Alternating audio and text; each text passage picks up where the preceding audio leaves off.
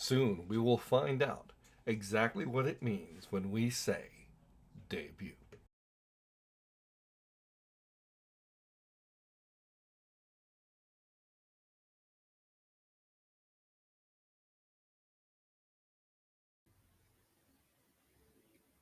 Welcome to the interview series of Debut. I'm Kevin Cordy, your host. I know that if you've been on Facebook or Instagram or wherever you've been, people are talking. What is Debut? We've kept it a mystery, and today we're going to find out just a little bit more. This is the interview series where we talk to accomplished storytellers and we talk about the fusion of play and story. Debut of debut. But what is a debut? A debut is to present to the public for the first time. So, ladies and gentlemen, for the first time, I don't present debut, but I present the interview series leading up to debut. And this person is a viable part of debut. She is a storyteller who will soon be telling at the Women's Storytelling Festival online this March. And her audiences have called her performances brilliant, enchanting, and I echo the same. I've been lucky to see this storyteller live and in person. And on debut, you'll see her online, where she's able to animate even through a digital screen. Ladies and gentlemen, let me introduce the storyteller, Misty Mator. Thank you I'm for excited. being here. We're excited I'm, about debut. yeah, I'm Yes, and excited to be having here. you Yes. here. So tell us a little bit about, well, I know everybody wants to know about debut, but tease it just a little bit. As we get into the conversation, they'll know more. But, but if you wanted to come to debut, why would you come? Oh, if you wanted to come to debut, one of the first reasons you would want to come is because it's going to be seasoned storytellers telling a story to the public for the very first time. You won't, sometimes when you go to lots of shows, or especially now with everything online, you might hear the same teller tell the same story twice or three times. You will definitely have not heard these stories before from the tellers in the debut series. So if you're looking for new stories from your favorite tellers, debut is the place to go. But what's great about it is that it's a bit of a challenge for the storytellers as well, because normally when you're getting ready to perform publicly, you have a number of trial runs from a trusted vested interest group, and we're all taking the challenge of being open to coming and performing it for the first time when it's still open for being played with, which is where Kevin comes in and is the expert. So thank you for that. So you mean to tell me that you're going to be telling a story that you've never told publicly? That is correct. So in a sense, it is the debut of your story. Exactly. And that is the key idea of debut. And then you mentioned play, and I'm the author of Playing with Stories, and I believe sometimes storytelling it needs to be worked on while it's being made. Now, the first time isn't always the first time for play, but it can be, and that's what debut's all about. So after you tell your story, I will, in a sense, engage in playful work with you for about 10 minutes, right? That's right. And what's the audience doing during all this time? Well, I hope they're listening and enjoying. And they're listening. Imagine they're the first eyes and ears to hear your story. Yes. And And then so, go ahead. And then you have the opportunity through the chat to give your thoughts as well in the story.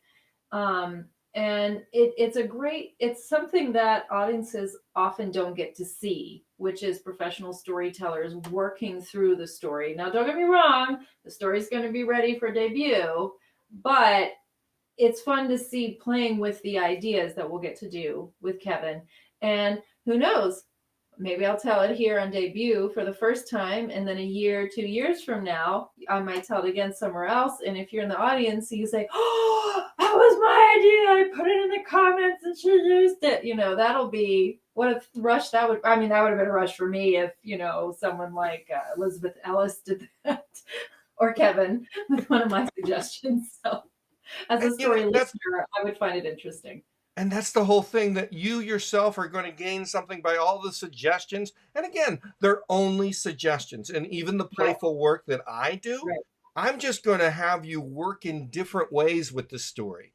The motto is there's beauty in the beginning.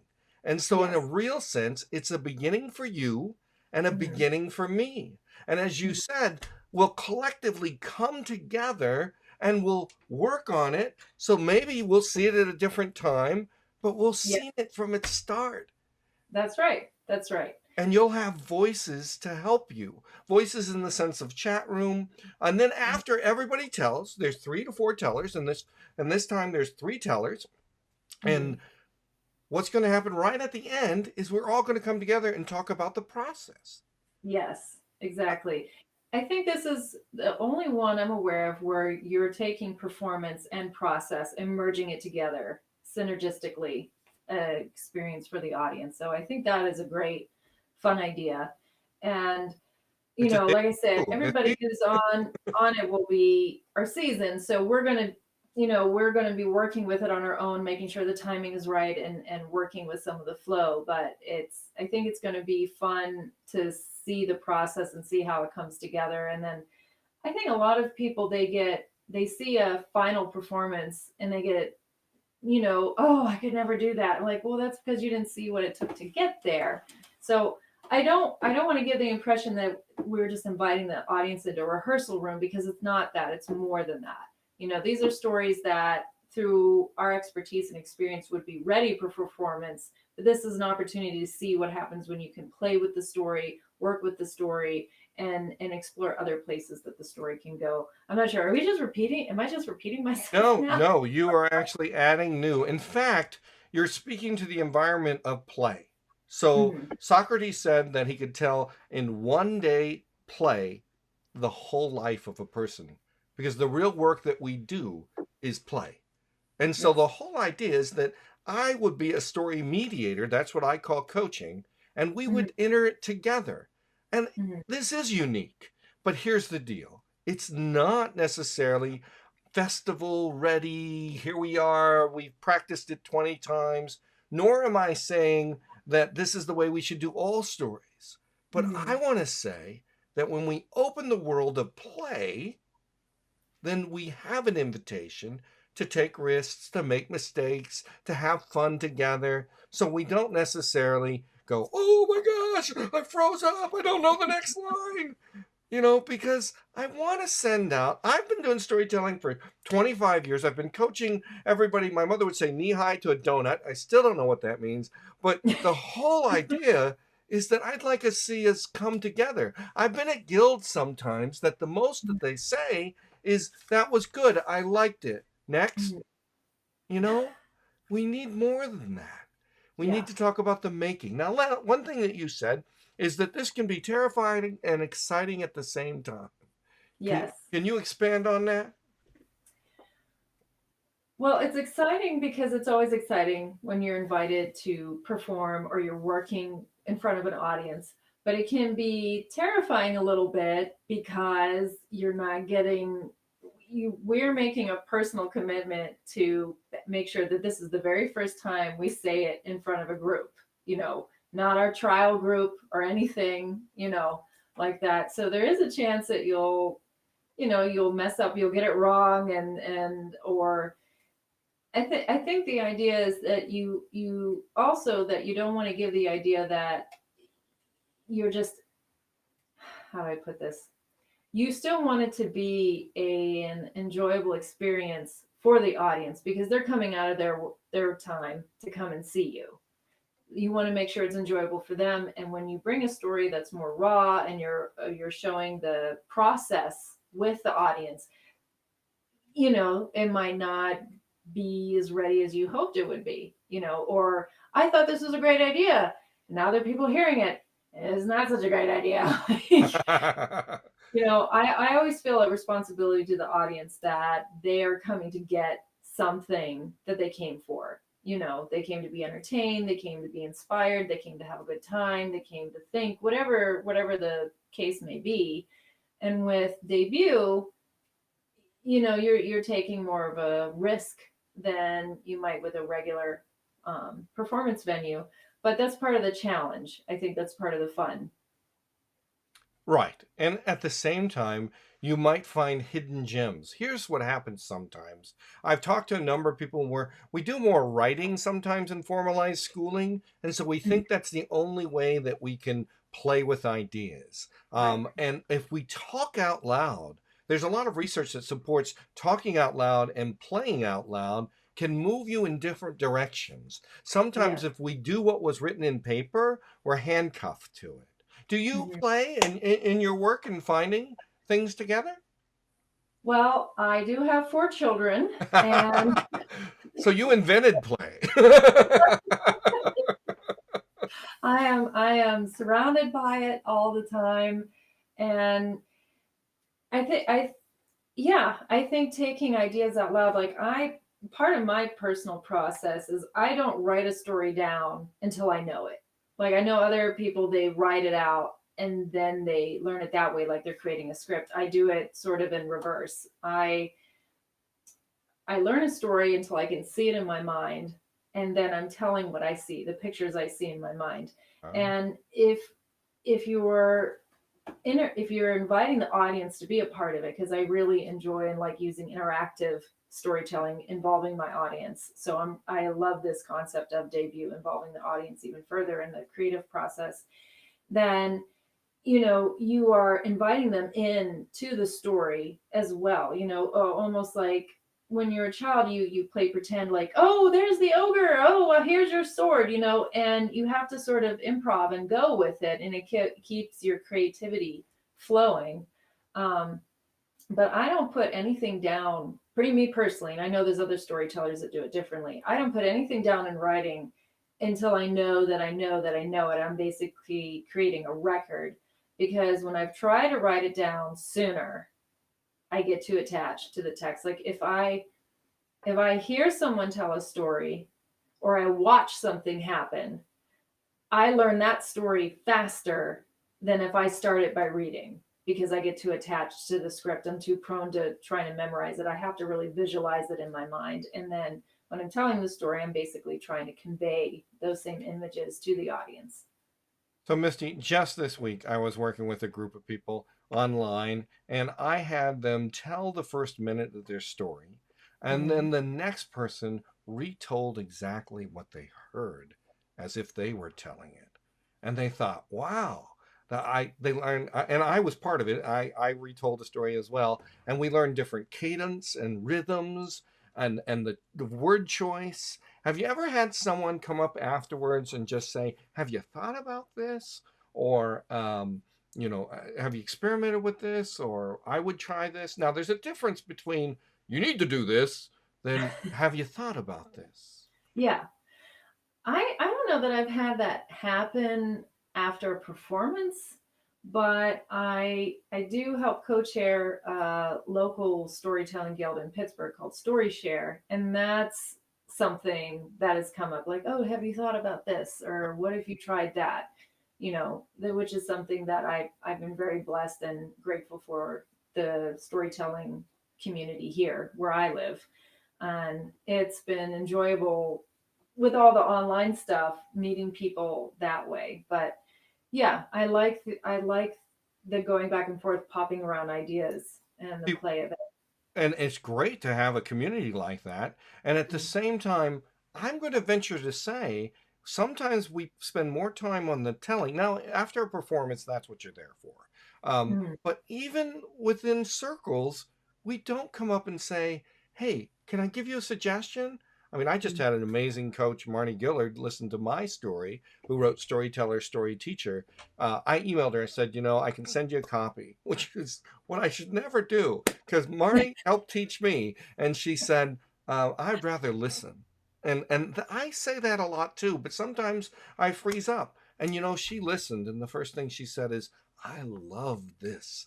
And it was specific. So let's go to your story. Let's tease it a little bit, Okay. because all these people are going to come to debut, but we want them to have just a little bit more than someone who just got to debut because they listened to this interview. Okay. First, I want to say this. Misty, you were the first person that I invited to debut. And the reason why is because I know you have a playful spirit, playful energy, and you are just a wonderful person. Thank And you also are accepting of feedback. Um, and you said, I love the idea.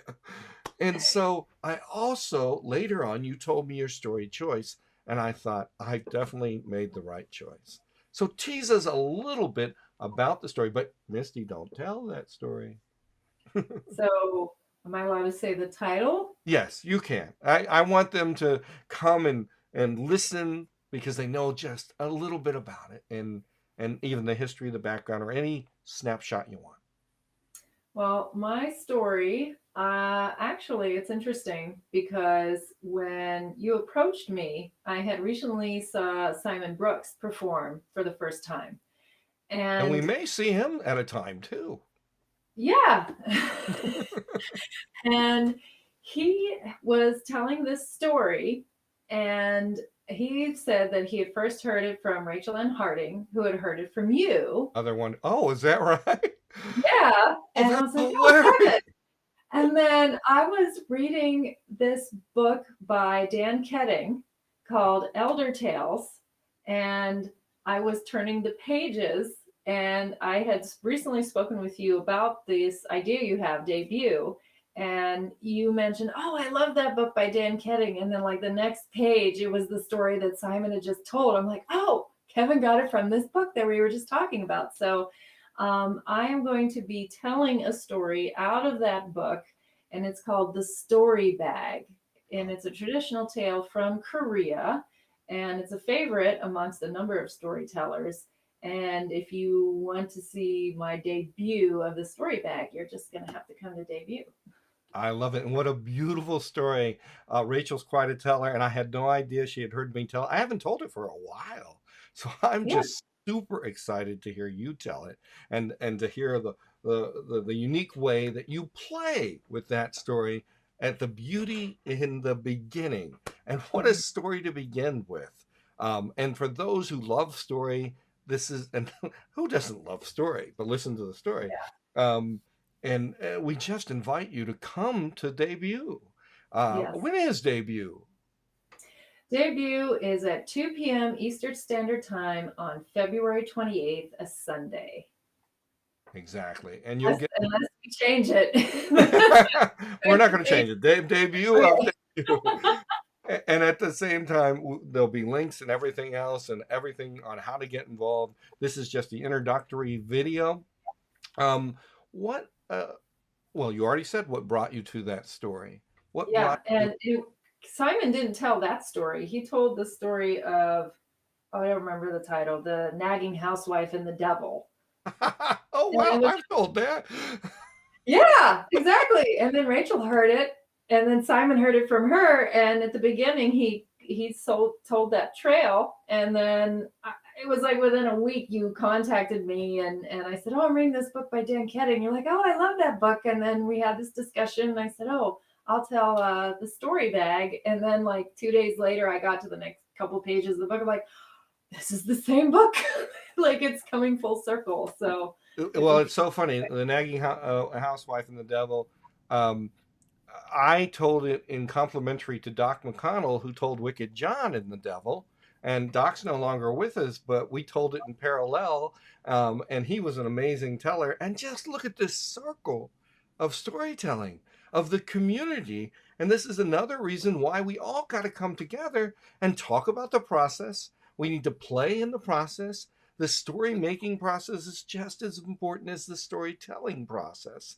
And we Yes. have to do it without the sense of finality of a final concert because And we can yeah, grow. I would say, and that's sort of the part of what makes storytelling so wonderful and different from writing. Not that writing and reading is bad, because I love reading, but you you might have someone who reads your drafts, but after it's published, unless someone takes the time to write you or contact you somehow, there isn't there it's one way, and the person receives it. But with storytelling, it's this living triangle between the teller, the story, and the listener, and it ebbs and flows. And so that discussion, that part of the process is a part of it. When people were telling stories, you might change it because this particular person doesn't like the color pink. So now the flower is going to be purple for this story. Or, especially as a mother, when I'm trying to maybe imbue some life lessons into the particular story we're telling that day, I might be like, oh, and he was so weak when he fought the giant because he didn't eat his dinner, and that sort of element, or you know, we as adults we're used to sitting and everybody's quiet and there isn't this sort of feedback. But especially in the family, traditionally, if you were telling a story, there was lots of piping up and, well, how big was it? It was so big. Well, that's too big. It can't be that big. It won't fit in the house. Okay, well then it was this big. And I think that's a part of the fun. And it really, I think it's more engaging for that reason. For the last 10 years, I've been trying to find new ways to move that circle of storytelling, the teller and the tale, and all the three together. And Mhm. sometimes when it's in the making process, we can stop because in Mhm. play, we can revisit, we can re-see, we can re-energize. And in a real sense, we can Mhm. re-story. Mhm. And it is so important. Misty, it has been wonderful. I'm so excited that you're our first interview for debut.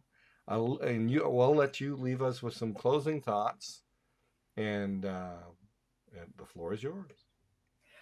Well, thank you so much again, Kevin, for having me, especially for the debut of Debut and this introductory interview for the introductory interview series for Debut. I'm really looking forward to it. I think it's going to be a lot of fun. And I hope those of you who are listening and watching that you will join us for the debut of Debut at 2 p.m. Eastern Standard Time, February 28th on a Sunday.